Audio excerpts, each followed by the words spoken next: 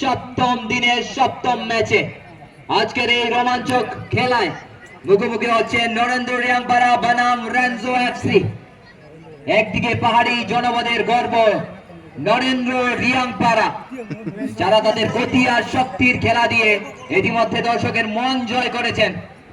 অন্যদিকে মাঠে নামছে তারুণ্য ও কৌশলের প্রতীক রেঞ্জো এফসি, যাদের প্রতিটি ম্যাচে যেন নতুন একটি চ্যালেঞ্জ।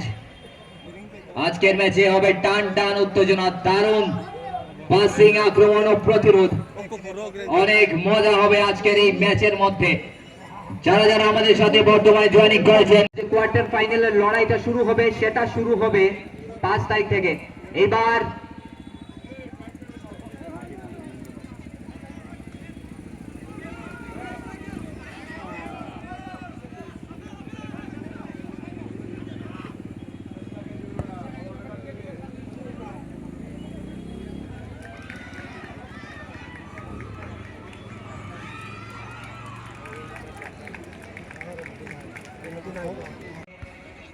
সোজা হেডারের মাধ্যমে বলটাকে আবার মাঠের পশ্চিম প্রান্ত দিকে পাঠানোর চেষ্টা। এবার 12 নম্বর জার্সি সুন্দরভাবে পাস দিয়েছেন, কিন্তু কুমারঘাট একাডেমি, মাফ করবেন, নরেন্দ্র রিয়াংপাড়ার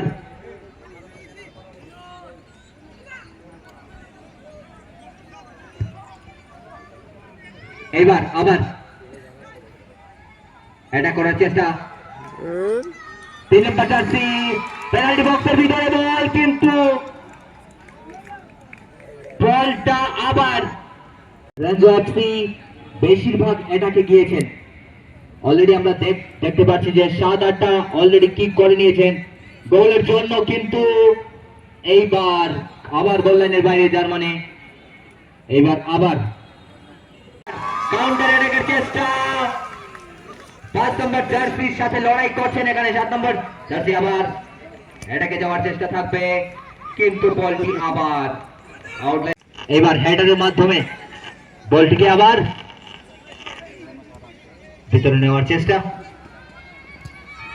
এবার 5 নম্বর জার্সি ফ্লাইটে কিক করেছে, অনেকবার চেষ্টা করেছে, আমরা দেখেছি মোটামুটি এখানে 10-15 মিনিটের খেলার মধ্যে 8 থেকে 9 বার এখানে কিক করেছেন এখানে